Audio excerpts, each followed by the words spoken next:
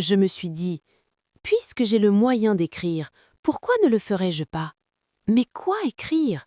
Pris entre 4 murailles de pierre nues et froides, sans liberté pour mes pas, sans horizon pour mes yeux, pour unique distraction machinalement occupée tout le jour à suivre la marche lente de ce carré blanchâtre que le Judas de ma porte découpe vis-à-vis sur le mur sombre, et, comme je le disais tout à l'heure, seul à seul avec une idée de crime et de châtiment, de meurtre et de mort. Est-ce que je puis avoir quelque chose à dire, moi qui n'ai plus rien à faire dans ce monde? Et que trouverais-je dans ce cerveau flétri et vide qui vaille la peine d'être écrit? Pourquoi non? Si tout autour de moi est monotone et décoloré, n'y a-t-il pas en moi une tempête, une lutte, une tragédie? Cette idée fixe qui me possède ne se présente-t-elle pas à moi à chaque heure, à chaque instant, sous une nouvelle forme, toujours plus hideuse et plus ensanglantée à mesure que le terme approche? Pourquoi n'essaierais-je pas de me dire à moi-même tout ce que j'éprouve de violent et d'inconnu dans la situation abandonnée où me voilà? Certes, la matière est riche, et, si abrégée que soit ma vie, il y aura bien encore dans les angoisses, dans les terreurs, dans les tortures qui la rempliront, de cette heure à la dernière, de quoi user cette plume et tarir cet encrier. D'ailleurs, ces angoisses, le seul moyen d'en moins souffrir, c'est de les observer, et les peindre m'en distraira. Et puis, ce que j'écrirai ainsi ne sera peut-être pas inutile. Ce journal de mes souffrances, heure par heure, minute par minute, supplice par supplice, si j'ai la force de le mener jusqu'au moment où il me sera physiquement impossible de continuer, cette histoire, nécessairement inachevée, mais aussi complète que possible de mes sensations, ne portera-t-elle point avec elle un grand et profond enseignement? N'y aurait-il pas dans ce procès-verbal de la pensée agonisante, dans cette espèce d'autopsie intellectuelle d'un condamné, plus d'une leçon pour ceux qui condamnent? Peut-être cette lecture leur rendra-t-elle la main moins légère quand il s'agira quelque autre fois de jeter une tête qui pense, une tête d'homme, dans ce qu'ils appellent la balance de la justice? Peut-être n'ont-ils jamais réfléchi, les malheureux, à cette lente succession de tortures que renferme la formule expéditive d'un arrêt de mort? Se sont-ils jamais seulement arrêtés à cette idée poignante que dans l'homme qu'ils retranchent, il y a une intelligence qui avait compté sur la vie, une âme qui ne s'est point disposée pour la mort? Non. Ils ne voient dans tout cela que la chute verticale d'un couteau triangulaire et pensent sans doute que, pour le condamner, il n'y a rien avant, rien après. Ces feuilles les détromperont. Publiées peut-être un jour, elles arrêteront quelques moments leur esprit sur les souffrances de l'esprit, car ce sont celles-là qu'ils ne soupçonnent pas. Ils sont triomphants de pouvoir tuer sans presque faire souffrir le corps. Et c'est bien de cela qu'il s'agit. Qu'est-ce que la douleur physique près de la douleur morale? Horreur et pitié des lois faites ainsi. Un jour viendra, et peut-être que ces mémoires, derniers confidents d'un misérable, y auront-ils contribué.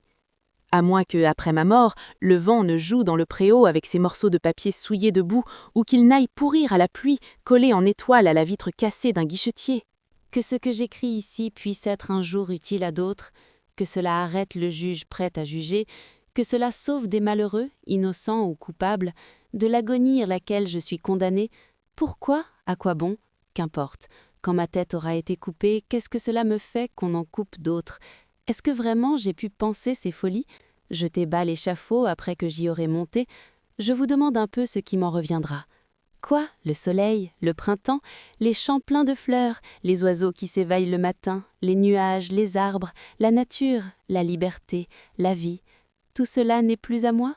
Ah, c'est moi qu'il faudrait sauver.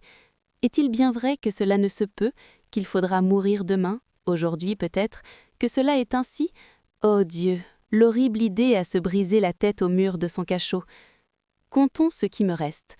3 jours de délai après l'arrêt prononcé pour le pourvoi en cassation, 8 jours d'oubli au parquet de la cour d'assises, après quoi les pièces, comme ils disent, sont envoyées au ministre.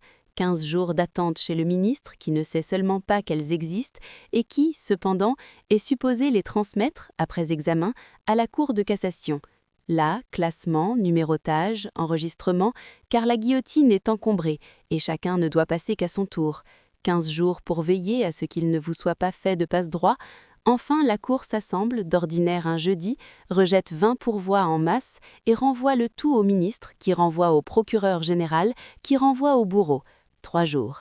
Le matin du 4e jour, le substitut du procureur général se dit, en mettant sa cravate, « Il faut pourtant que cette affaire finisse ». Alors, si le substitut du greffier n'a pas quelque déjeuner d'amis qui l'en empêche, l'ordre d'exécution est minuté, rédigé, mis au net, expédié, et le lendemain dès l'aube, on entend dans la place de Grève clouer une charpente et dans les carrefours hurler à pleine voix des crieurs enroués. En tout, 6 semaines. La petite fille avait raison. Or, voilà 5 semaines au moins, 6 peut-être, je n'ose compter, que je suis dans ce cabanon de Bicêtre, et il me semble qu'il y a 3 jours, c'était jeudi. Je viens de faire mon testament. À quoi bon? Je suis condamnée aux frais, et tout ce que j'ai y suffira à peine. La guillotine, c'est fort cher. Je laisse une mère, je laisse une femme, je laisse un enfant. Une petite fille de 3 ans, douce, rose, frêle, avec de grands yeux noirs et de longs cheveux châtains. Elle avait 2 ans et 1 mois quand je l'ai vue pour la dernière fois. Ainsi, après ma mort, 3 femmes sans fils, sans mari, sans père, 3 orphelines de différentes espèces, 3 veuves du fait de la loi. J'admets que je sois justement punie. Ces innocentes, qu'ont-elles fait? N'importe, on les déshonore, on les ruine, c'est la justice. Ce n'est pas que ma pauvre vieille mère m'inquiète, elle a 64 ans, elle mourra du coup. Ou si elle va quelques jours encore, pourvu que jusqu'au dernier moment elle ait une petite chambre dans sa chaufferette, elle ne dira rien. Ma femme ne m'inquiète pas non plus, elle est déjà d'une mauvaise santé et d'un esprit faible, elle mourra aussi. À moins qu'elle ne devienne folle, on dit que cela fait vivre, mais du moins l'intelligence ne souffre pas, elle dort, elle est comme morte. Mais ma fille, mon enfant, ma pauvre petite Marie qui rit, qui joue, qui chante à cette heure et ne pense à rien, c'est celle-là qui me fait mal. Voici ce que c'est que mon cachot. 8 pieds carrés, 4 murailles de pierre de taille qui s'appuient à angle droit sur un pavé de dalles exhaussé d'1 degré au-dessus du corridor extérieur. À droite de la porte, en entrant, une espèce d'enfoncement qui fait la dérision d'une alcôve. On y jette une botte de paille où le prisonnier est censé reposer et dormir, vêtu d'un pantalon de toile et d'une veste de coutil, hiver comme été. Au-dessus de ma tête, en guise de ciel, une noire voûte en ogive, c'est ainsi que cela s'appelle, à laquelle d'épaisses toiles d'araignée pendent comme des haillons. Du reste, pas de fenêtre, pas même de soupirail, une porte où le fer cache le bois. Je me trompe, au centre de la porte, vers le haut, une ouverture de 9 pouces carrés coupée d'une grille en croix et que le guichetier peut fermer la nuit. Au dehors, un assez long corridor, éclairé, aéré au moyen de soupiraux étroits au haut du mur, est divisé en compartiments de maçonnerie qui communiquent entre eux par une série de portes cintrées et basses. Chacun de ces compartiments sert en quelque sorte d'antichambre à un cachot pareil au mien. C'est dans ces cachots que l'on met les forçats condamnés par le directeur de la prison à des peines de discipline. Les 3 premiers cabanons sont réservés aux condamnés à mort, parce qu'étant plus voisins de la geôle, ils sont plus commodes pour le geôlier. Ces cachots sont tout ce qui reste de l'ancien château de Bicêtre, tel qu'il fut bâti, dans le XVe siècle, par le cardinal de Winchester, le même qui fit brûler Jeanne d'Arc. J'ai entendu cela à des curieux qui sont venus me voir l'autre jour dans ma loge et qui me regardaient à distance comme une bête de la ménagerie. Le guichetier a eu 100 sous. J'oubliais de dire qu'il y a nuit et jour un factionnaire de garde à la porte de mon cachot, et que mes yeux ne peuvent se lever vers la lucarne carrée sans rencontrer ces 2 yeux fixes, toujours ouverts. Du reste, on suppose qu'il y a de l'air et du jour dans cette boîte de pierre. Puisque le jour ne paraît pas encore, que faire de la nuit?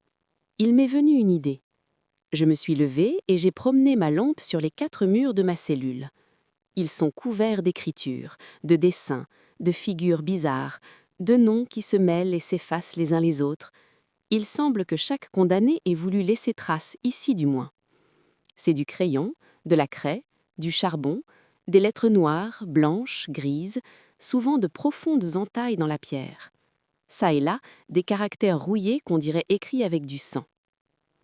Certes, si j'avais l'esprit plus libre, je prendrais intérêt à ce livre étrange qui se développe page à page à mes yeux sur chaque pierre de ce cachot. J'aimerais à recomposer un tout de ces fragments de pensée épars sur la dalle, à retrouver chaque homme sous chaque nom, à rendre le sens et la vie à ces inscriptions mutilées, à ces phrases démembrées, à ces mots tronqués, corps sans tête, comme ceux qui les ont écrits. À la hauteur de mon chevet, il y a 2 cœurs enflammés, percés d'une flèche, et au-dessus, amour pour la vie. Le malheureux ne prenait pas un long engagement. À côté, une espèce de chapeau à 3 cornes avec une petite figure grossièrement dessinée au-dessus et ces mots « Vive l'empereur, 1824 ». Encore des cœurs enflammés avec cette inscription, caractéristique dans une prison « J'aime et j'adore Mathieu d'Anvin, Jacques ». Sur le mur opposé, on lit le mot « Papavoine ». Le P majuscule est brodé d'arabesques et enjolivé avec soin. Un couplet d'une chanson obscène, un bonnet de liberté sculpté assez profondément dans la pierre, avec ceci dessous, Boris, la République. C'était un de 4 sous-officiers de La Rochelle.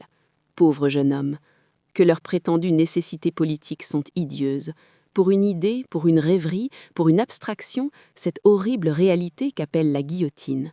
Et moi qui me plaignais, moi, misérable, qui ai commis un véritable crime, qui ai versé du sang. Je n'irai pas plus loin dans ma recherche. Je viens de voir crayonner en blanc au coin du mur une image épouvantable, la figure de cet échafaud qui, à l'heure où il est, peut être dressé pour moi. La lampe a failli me tomber des mains.